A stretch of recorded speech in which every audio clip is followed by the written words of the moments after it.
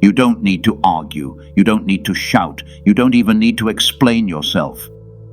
Let that sink in, because everything in you might be screaming to defend your name, to respond to the disrespect, to prove that you were right, to finally say what's been bottled up for years. But you don't need to. And in fact, that's exactly what they want. Toxic people thrive in chaos. They crave your emotional reaction. They feed off the energy you waste on them. And the moment you stop giving it, you've already won. The smartest response to toxic people is silence, control, and calculated distance. That might sound passive, weak even.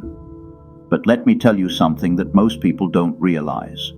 It takes more strength to hold back than to lash out. It takes more power to walk away than to scream. You see, this isn't a video about being nice. This isn't about playing the high road while someone drags your name through the dirt. And this isn't one of those positive energy motivational speeches. No, this is about power. Real power, silent power. The kind of power you don't need to announce because it's obvious when you walk in the room. The kind of strength that doesn't need approval, applause, or revenge. The kind of clarity that makes people wonder why they can't get a reaction out of you anymore. This is a blueprint for psychological warfare, a method passed down from ancient warriors of the mind, men like Epictetus, Marcus Aurelius, Seneca. They faced emperors, betrayal, exile, loss. And they realized something most people go their whole lives never understanding. The more you respond, the more you give away. The more you explain yourself, the more power you surrender. The more you let them live rent-free in your head, the less you live in peace. Here's the uncomfortable truth. Most of us are addicted to reacting. You feel it, don't you? That jolt in your chest when someone disrespects you, that heat in your face when they lie, that knot in your stomach when they manipulate, gaslight, or guilt trip you. That's not just emotion, that's control. They're pulling the strings and you're dancing. But today, you cut the strings. This video is not about peacekeeping, it's about reclaiming power. So if you're tired of explaining yourself to people who refuse to understand you, if you're exhausted from giving second chances to people who use them as weapons, if you're sick of wasting your energy trying to win a battle they started and rigged, then listen closely. Because you're about to learn how to deal with toxic people. Not by fighting them, not by fixing them, but by outgrowing them. Silently, strategically, stoically. This is the way of stillness in the storm. This is how the ancient Stoics dealt with manipulators, narcissists, cowards, and tyrants, without saying a single word. This is the Stoic way of ending chaos, without saying a single word. Welcome to the smartest way to deal with toxic people. Let's begin. Chapter 1. Understand the toxic mind.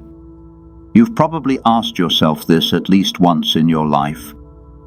Why are they like this? Why do some people lie, manipulate, guilt trip, sabotage, humiliate, and still sleep peacefully at night? Why do they constantly need to bring you down, twist your words, gaslight your intentions, as if they get some kind of pleasure from your pain? Marcus Aurelius once said, "When you wake up in the morning, tell yourself, the people I deal with today will be meddling, ungrateful, arrogant, deceitful, envious, and unsocial." He didn't say, "they might be." He said, "they will be." Not because he was cynical, but because he was prepared. Toxic people are not a rare breed. They are not always loud or obvious. And sometimes they wear the face of a friend, a lover, a parent, or even a boss. But behind the mask, if you look closely, There's always the same engine running them. Insecurity, ego, pain. It's never about you. It's about what's broken inside of them. You just happen to be the nearest mirror. And when someone who refuses to face themselves sees a mirror, they don't reflect.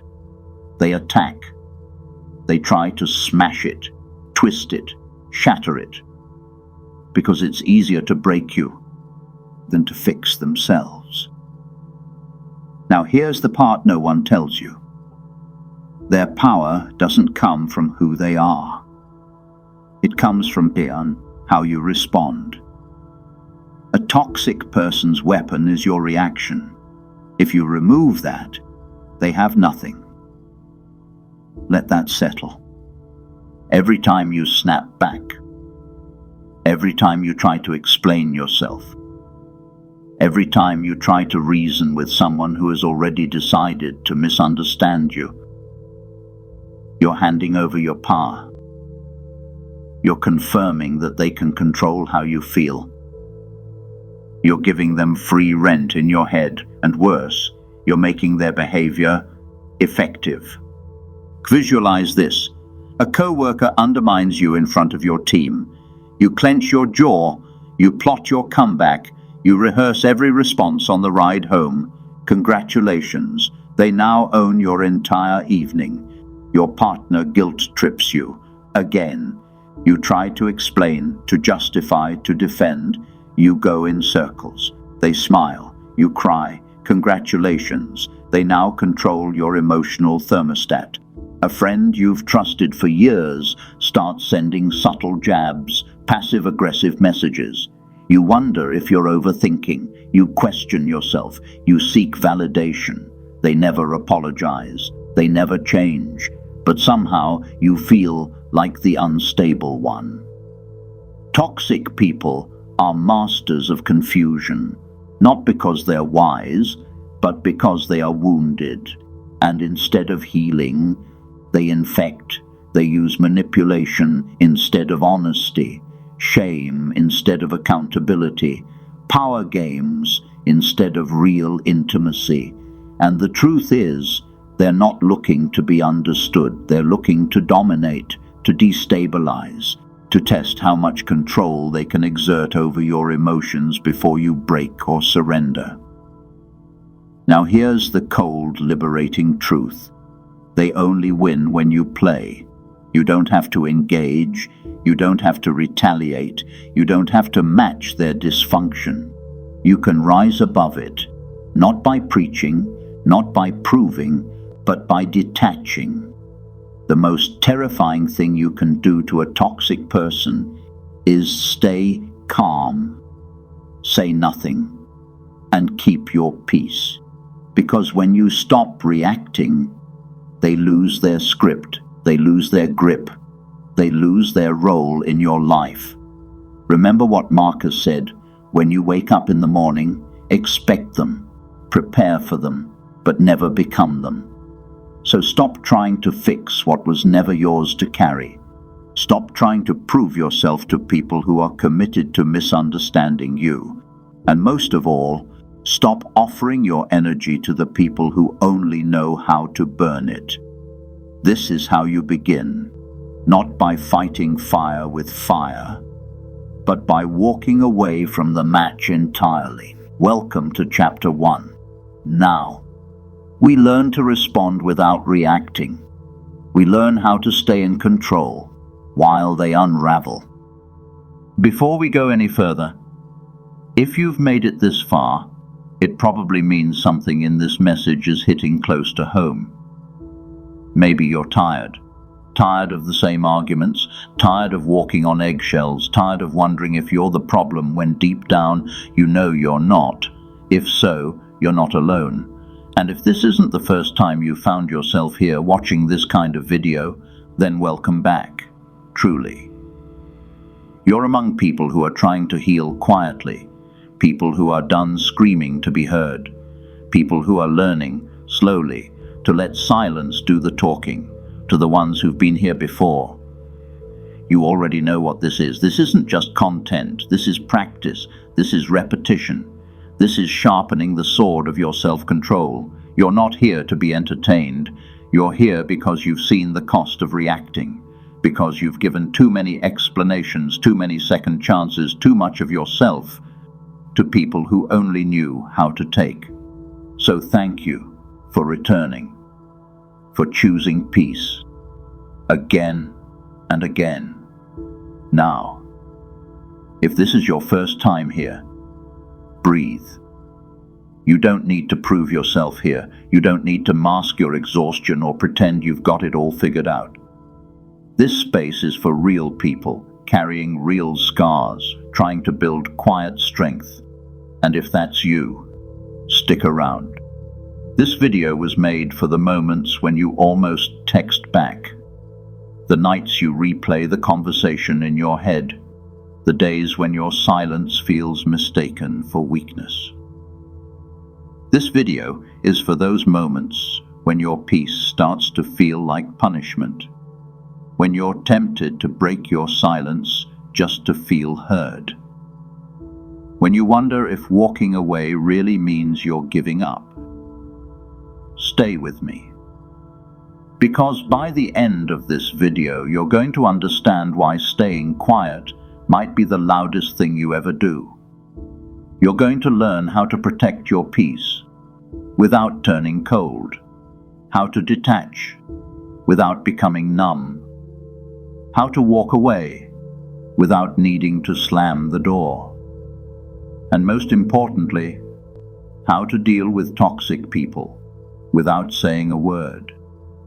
If that resonates with you, if you want more of this kind of truth, hit subscribe, not because I told you to, but because sometimes the right words at the right time can save you from the wrong people. Now, let's go deeper. Chapter 2. Mastering the Stoic Response. You are not obligated to respond, not to disrespect, not to manipulation, not to noise. Let that settle deep in your bones, because the world will try to convince you otherwise. They'll say, if you don't respond, you're weak. If you don't defend yourself, they'll walk all over you. If you don't speak up, you'll lose. But here's the truth. You don't owe anyone your energy. You don't owe them a reply. You don't owe them access to your peace, your presence, your inner world. Your silence does not mean surrender. It means control. It means you've decided that some battles aren't worth your spirit, that some arguments don't deserve your breath, that some people don't get to take your peace with them just because they're loud. Stoic technique number 1. The pause. Epictetus said, "It's not what happens to you, but how you react to it that matters." The insult is not the problem. The betrayal is not the problem. Even the manipulation isn't the real problem. The real problem is the chain reaction inside you. You get triggered, you tighten up, you speak out, you spiral, and now you're no longer responding. You're just reacting. But the Stoics practiced something radical. They practiced the pause, a space between stimulus and response, between what happens and what you choose to do next. The moment someone disrespects you, pause. The moment someone lies to you, pause. The moment someone tries to drag you into their storm, pause. Even if it's just 3 seconds. 3 seconds of breath, stillness, restraint. It's in that pause that you reclaim power, that you say, without words, I choose peace over proving myself. I choose clarity over chaos. I don't need to win this argument, because I've already won my self-control. Visualize it. Someone insults you in a room full of people. You don't flinch, you don't snap, you don't even defend yourself. You just breathe, look at them, and walk away. You don't give them your dignity, you don't give them your energy. And now they are the ones who look unstable. They are the ones grasping for attention. They are the ones talking to a wall of calm. That is power. Technique number 2, emotional inoculation. But how do you stay calm in the moment? When everything in your body wants to explode, you train for it, like a warrior. The Stoics had a concept called premeditatio malorum, premeditation of evils. It means you prepare yourself in advance, you anticipate discomfort, you rehearse pain in small, controlled doses, so that when the real thing hits, you don't shatter. This is emotional inoculation. Take cold showers, not for your body, but for your mind. Fast, not just for discipline, but for resilience. Choose discomfort on purpose, because every time you do, you become harder to unnerve. If you can sit in a freezing shower for 2 minutes, you can survive 2 minutes of someone yelling at you. If you can fast for a day, you can endure being misunderstood without begging for validation. You're not becoming numb, you're becoming resistant to chaos. You're building an inner shield, one deliberate discomfort at a time. So when someone tries to manipulate you, you won't collapse. When someone tries to gaslight you, you won't question your reality. When someone tests your limits, you won't even blink. You'll just observe, breathe, decide. This is what Stoicism teaches. Not how to avoid pain, but how to meet it without flinching. Not how to silence the world, but how to silence the war inside your own mind. The Stoic does not control the world. The Stoic controls the reaction.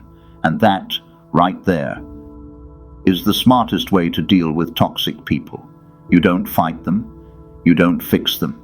You don't match their chaos. You master your response until nothing they do can touch the calm inside you. Chapter 3. The Power of Silence. Silence. The one response no one knows how to handle. See, most people are trained to expect noise. When they hurt you, they expect you to snap.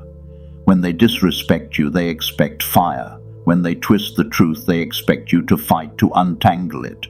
But when you say nothing, you break the rhythm. You confuse the script. You leave them standing in a room they tried to burn. But now they're the only ones holding the match. Silence is not emptiness. It is strategy. It is presence. It is power without performance. Toxic people are addicted to reaction loops. They bait, you bite, they lie, you defend, they provoke, you explode. And every time you react, they win. They don't care about the truth. They don't care about resolution. They care that they got under your skin. Because if they can control your state, they can control your world. But the day you learn to stay silent, not out of fear, but from strength, is the day you become untouchable. They insult you. You blink. They throw shade. You smile. They stir chaos. And you keep watering your peace. Now they look unstable. They look loud. They look weak. It is better to conquer our grief than to deceive it. Seneca. Seneca didn't say suppress it, he said conquer it. That means we don't pretend the pain isn't real, we just don't let it leak all over the world. Silence doesn't mean nothing hurts you, it means you've decided not everything deserves a reaction. You hold your ground. You bleed inward. You protect your energy like it's gold, because it is. And when people ask you, so why didn't you say anything? You smile, because silence was your message. You chose not to perform your pain. You chose not to feed their ego. You chose to end the cycle, right where they expected it to start. Here's what the Stoics knew that most people still don't. Silence is not absence. It's precision. It's intention. It's a weapon for those who are no longer willing to waste themselves on noise. Now, how do you apply this? Stop taking the bait. They say something outrageous. Let it die in their throat. They post something petty online. Let it rot in obscurity. They twist the story to make themselves look like the victim. Let them. Because the people who need to be loud are usually lying to themselves. Let your peace speak louder than their performance. Don't gossip. That's just you reprocessing their poison in someone else's ears.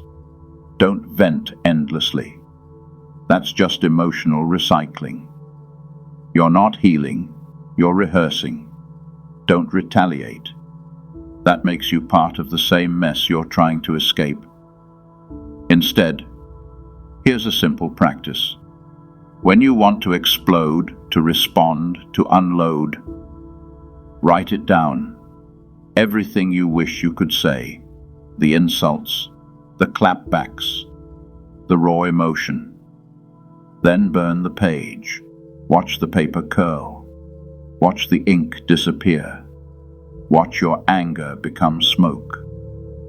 Let fire end it, without ever needing to raise your voice. This is not weakness, it's refinement. You've evolved past the point of needing to be understood by people who refuse to understand. You've graduated from the games they're still trying to play.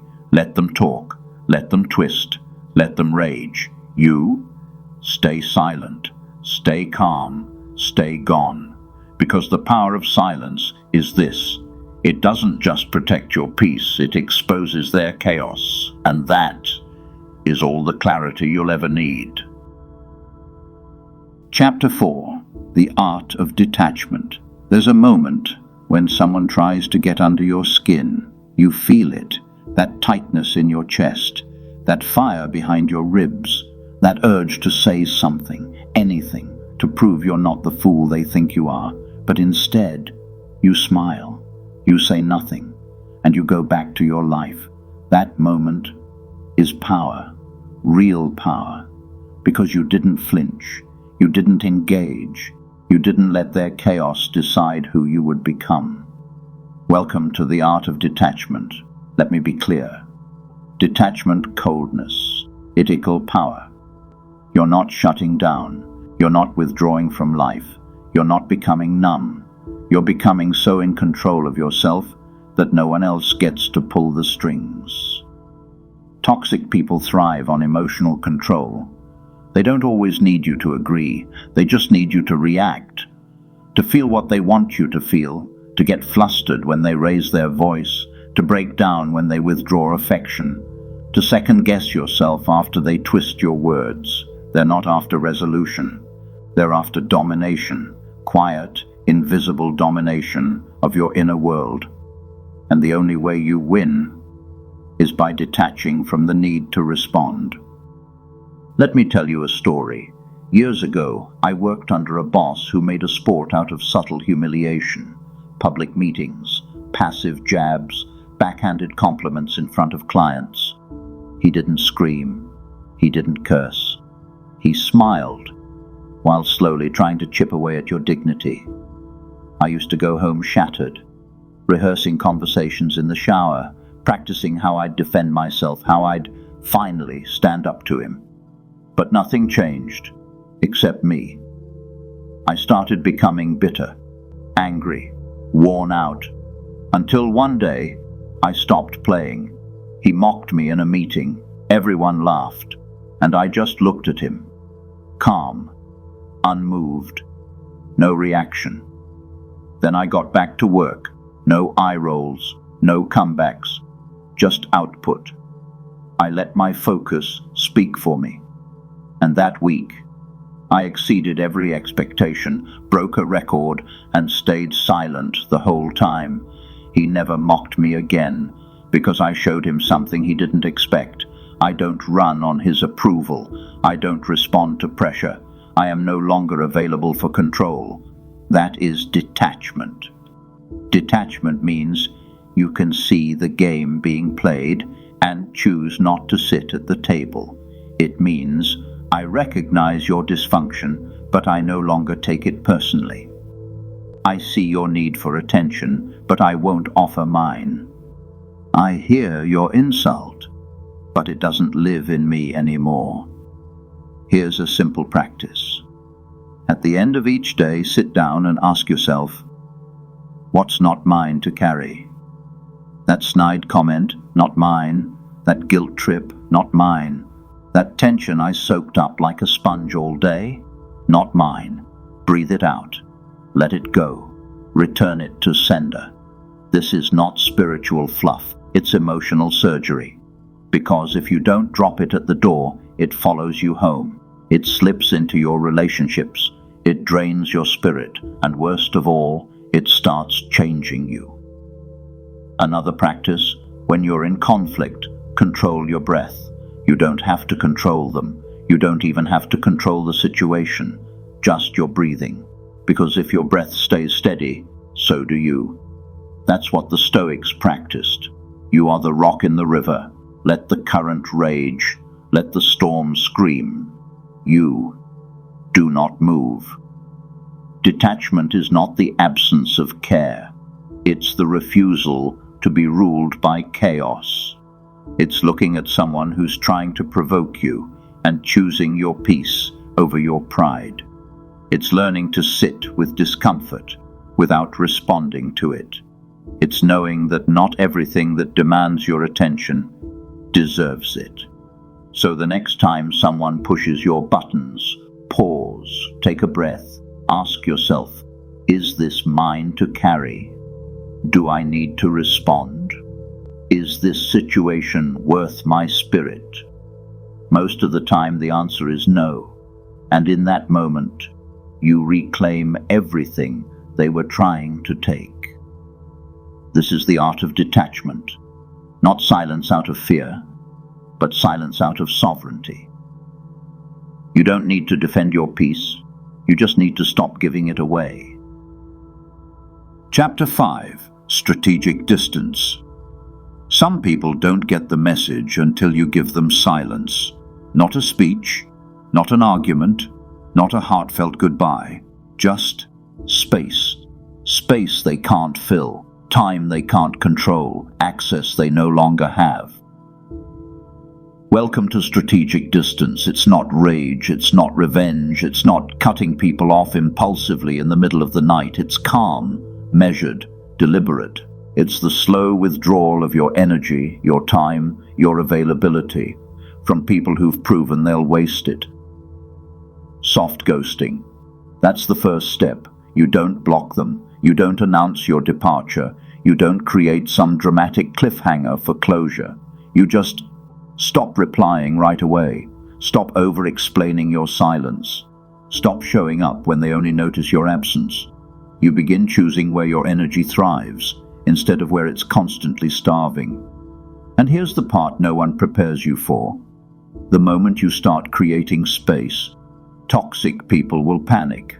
Not because they miss you, but because they miss owning your attention. They miss pulling your strings. They miss watching you scramble to fix what they broke. They miss being the center of a world they never truly valued. They'll say you're acting strange, that you've changed, that you're not yourself. And they're right. You're no longer the version of yourself that they could manipulate. You're choosing clarity over closeness and peace over proximity. Marcus Aurelius once said, "The tranquility that comes when you stop caring what they say or do, only what you do. That's the heart of it. You stop managing their reactions. You stop trying to predict their moods. You stop editing yourself to avoid setting them off. You just start living on your own terms, and their control begins to fade." Here's a scene to remember. The phone rings. You see the name. You feel the pull. That guilt, that compulsion, that old training that tells you, pick up, fix it, be available, be the bigger person. But you don't. You look at it, let it ring, and walk away. Not because you're petty, but because you're done being predictable. See, strategic distance isn't about being cruel. It's about being clear. Clear about what drains you. Clear about who you're becoming. Clear about who's not coming with you. Not everyone deserves front row access to your evolution. Some people belong in the rearview mirror, not because they're evil, but because they're chaotic, and you no longer wish to be a casualty of their storms. You'll be tempted to explain, to send one last message, to make sure they know why you're fading out, but you don't owe that. Because if someone couldn't respect your peace while they had you, they don't deserve your explanations once you've left. Let your absence be your answer. Let your silence finish the sentence they interrupted 100 times. Let distance speak the words you were always too exhausted to say. And yes, sometimes you'll feel guilty. You'll question yourself. You'll wonder if you're overreacting. But guilt is just a withdrawal symptom, a byproduct of years spent shrinking yourself for people who couldn't meet you where you stood. Keep going. The discomfort you feel is just space being created for something better, something quieter, something real. Strategic distance is not the end of love. It's the beginning of self-respect. It says, I don't hate you. I'm just done sacrificing my sanity to keep you comfortable. I wish you well from a distance you no longer control. I'm not punishing you. I'm just protecting me. So from now on, don't just walk away. Rise, step into stillness, withdraw your light from the places that dim it, and give your silence to those who once took your voice for granted. If you're still here, if your heart's been beating slower, your thoughts a little clearer, your silence suddenly starting to feel like strength, then this message was always meant for you. Because most people click away, they skim the surface, they're looking for shortcuts to avoid discomfort. But not you. You stayed. You listened. You sat with truths most people avoid. And that tells me something. You're not just here for another self-help video. You're here to transform quietly, to unlearn survival habits and build something steadier. You're here to protect your peace without apology. And if that's the road you're walking, you don't have to walk it alone. So if this message landed, if you felt even one sentence hit something buried deep, do this. Subscribe, not just to a channel, but to your own evolution. Hit the like button, not for algorithm's sake, but to anchor this moment, to say, this matters, I needed this, I'm ready to choose silence over survival. And if you haven't watched from the beginning, go back. Let it all soak in, slowly, repeatedly, until the noise around you no longer controls what's within you. We're only just getting started. Now, let's go even deeper. Chapter 6. Boundaries without words. Some boundaries don't need to be spoken. They're not posted on doors. They're not written in text messages. They're not shouted in emotional breakdowns. Some boundaries are lived quietly, consistently, unapologetically. See, we've been conditioned to think that boundaries require confrontation, that we need to sit people down, rehearse our lines, and declare where the line in the sand lies. But most of the time, you don't need a speech. You need distance. You need discipline. You need to start living your peace instead of negotiating for it. Change your routine.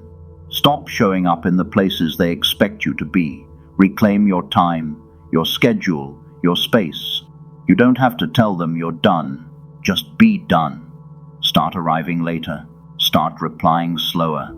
Start protecting your mornings, your evenings, your energy. And when they notice, let them. Because the people who respect you won't need an explanation. And the ones who demand one were probably crossing the line in the first place. A lion doesn't need to explain why it doesn't eat with sheep.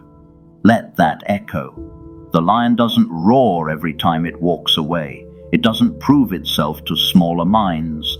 It just keeps walking. Because where it's headed, not everyone can follow. Start building quiet boundaries. Start spending time with people who don't drain you, who don't make you question your worth, who don't need constant forgiveness to stay in your life. Find people who regulate their own emotions, who speak with clarity, who don't weaponize silence, who apologize when they're wrong and mean it. Because here's the secret. You don't just remove toxic people, you replace them with better energy. You rise. You don't need to slam the door on anyone. You just stop inviting them into rooms they never respected. Let your new routine speak for you. Let your new circle reflect your growth. Let your absence in their drama be louder than your presence ever was. Because boundaries are not rules you give others. They are standards you live by. They are limits you hold for yourself. You don't have to make a scene. You don't need to justify your peace. You don't need to over-explain your quiet exit. Just elevate. Let your elevation be your exit. When you rise above the noise, the people committed to chaos will fall away naturally. You won't even have to push. Your stillness will do all the talking. And yes, it'll hurt. Setting boundaries in silence doesn't make the loss any less real. You'll grieve the people you had to outgrow. You'll feel the ache of letting go without closure. But closure isn't always a conversation. Sometimes it's a decision. I will not live small just to keep others comfortable. I will not lower my standards so I don't lose people who were never meant to stay. I will not keep showing up in rooms that shrink me. So today, you don't need to announce anything. You don't need to scream enough. You don't need to wait for them to understand. Just take one step away, and then another, until your life feels like yours again. Because when your boundaries are clear, without needing to be cruel, you become untouchable. And not because no one can reach you, but because you finally know who's worth letting in. Chapter 7. Becoming Anti-Fragile. There's a kind of strength the world doesn't recognize. It's not loud. It doesn't win arguments. It doesn't throw punches. It doesn't post its victories for likes. It just keeps standing. Calm, clear, untouched by the chaos that once used to break it.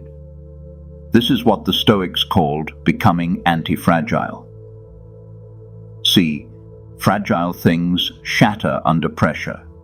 Even strong things bend, break, or wear out with time. But something anti-fragile? The more it's tested, the stronger it becomes. Every insult it absorbs, more resilience. Every betrayal it survives, more wisdom. Every silence it holds, more power. Anti-fragility doesn't mean nothing hurts you. It means nothing can unmake you. Every toxic person in your life right now, they're your resistance training, their pettiness, teaching you patience, their games, sharpening your clarity, their manipulation, strengthening your emotional posture. You're not just surviving them, you're using them. They think they're draining you. But without knowing it, they're refining you. What kind of storm am I prepared to endure today? Ask yourself that every morning, not as a way to brace for pain, but as a quiet reminder. I've been through worse. I've healed deeper. I've outgrown better lies than these. You don't need to go looking for battles. Life will bring them to your door. All you need is your stillness, your pause, your breath, your distance. And then when the day ends, sit with yourself. No phone, no noise, no outside voice, just a quiet check-in. How did I carry myself today? Did I let chaos shape me, or did I hold my line? Did I respond like the old me or the one I'm becoming? This is not judgment, it's recalibration. A compass that keeps you headed north, even when the storms try to spin you around. Because that's the goal, not to win every fight, but to become unshakable. So that even when the storm rages around you, You don't bring it inside. You no longer match energy. You don't mirror chaos. You don't stoop to explain things to people who are committed to misunderstanding you. You walk through it, still. You sit in it, calm. You speak only when necessary, and even then only with clarity. Antifragile isn't about building walls. It's about growing roots, so deep in yourself that you can bend without breaking, feel without falling, stand alone without feeling lost. You may not notice the transformation day to day, but one morning you'll wake up and realize that someone who used to steal your peace can't even reach you anymore, not because they disappeared, but because you rose too far to be pulled back down. That's anti-fragility. So let them underestimate you. Let them think your silence is weakness. Let them call you cold, distant, different, because you are. You've been reshaped by everything that didn't break you. And now, you're not just surviving toxic people. You're being sculpted by them into someone they can no longer disturb. Chapter 8. The final move. Walk away. This is the final move. Not the loudest, not the flashiest, but the most powerful one you will ever make. You walk away, not in anger, not in pain, not even in protest, but in clarity. You don't slam the door. You don't scream. You don't leave a trail of explanations behind you. You just stop participating in what drains you. No confrontation, no drama, no final debate. You've said all you needed to say by saying nothing at all. Imagine this. A man stands at the edge of his old life. Behind him, chaos, gaslighting, passive aggression, power games that never end. He doesn't yell. He doesn't post about it. He doesn't beg to be understood. He picks up his things, straightens his back, and walks away. Quietly. The room behind him is still loud, but he's no longer in it. This is what it means to graduate from survival. You don't need revenge. You don't need to be heard. You don't need them to know how much they hurt you. You just leave, not because you don't care, but because you finally learned to care for yourself more. No revenge, just distance. Let that become your signature. Let that become your healing. Because revenge is a loop. It keeps you tied to their dysfunction. It lets them own a part of your next chapter. But distance, that's freedom. It's you saying, I choose a life that doesn't include you, and I don't need your permission to begin it. Seneca once wrote, "He who does not expect is not disappointed," and that's your shield now. You no longer expect apologies. You no longer expect them to understand. You no longer wait for closure or remorse or recognition.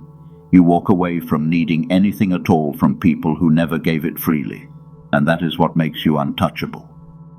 People will notice your absence. They'll feel the echo of your silence. They'll replay the last moment you stood in their life and realize you were the calm, you were the stability, you were the one they couldn't control, and that scared them more than anything. But they'll learn that too late, because you're already gone. And here's the part most people don't talk about. Walking away doesn't always feel strong. Sometimes it feels like grief, like doubt, like second-guessing everything you've worked so hard to accept.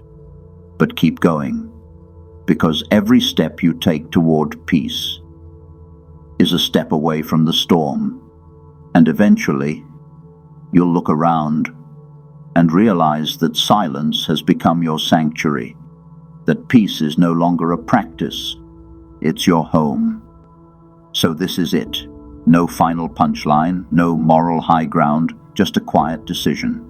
I'm done explaining myself to people committed to misunderstanding me. I'm done fighting battles that only damage my spirit. I'm done sitting at tables where my soul isn't safe. The smartest move you can make isn't to win the argument, it's to stop showing up for it altogether. That is your final act of power. You walk away, you don't look back, and you let your new life, your quiet mornings, your grounded breath, your unbothered spirit, say everything they never let you say. If you've made it here, if this video helped you reclaim even a sliver of peace, a deeper breath, a moment of stillness, a quiet realization that you don't have to keep fighting, then you already know what you need to do, because this wasn't just a video, it was a mirror, a reminder, a return to the version of you that's been waiting patiently beneath all the noise. You don't owe anyone your chaos. You don't owe them another reaction. You don't owe them your exhaustion anymore.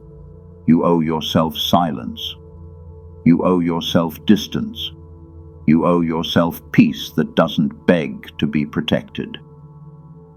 So if something in you shifted, even a little, tap, like, not just to support this, but to mark this moment. A line drawn in the sand. A silent, enough. Subscribe. Because we're not done. There's more ground to reclaim, more storms to outgrow, and more calm to build, together. Drop a comment below. Say it with full clarity. I choose silence. That's it. No explanation, no defense, just a declaration of who you are now.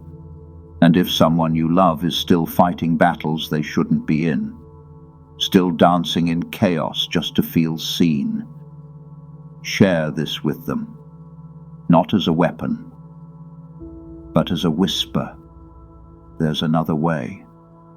You don't have to yell to be heard. You don't have to fight to be free. You don't have to stay where your spirit is shrinking. You've always had the power. Now, you just stop handing it away.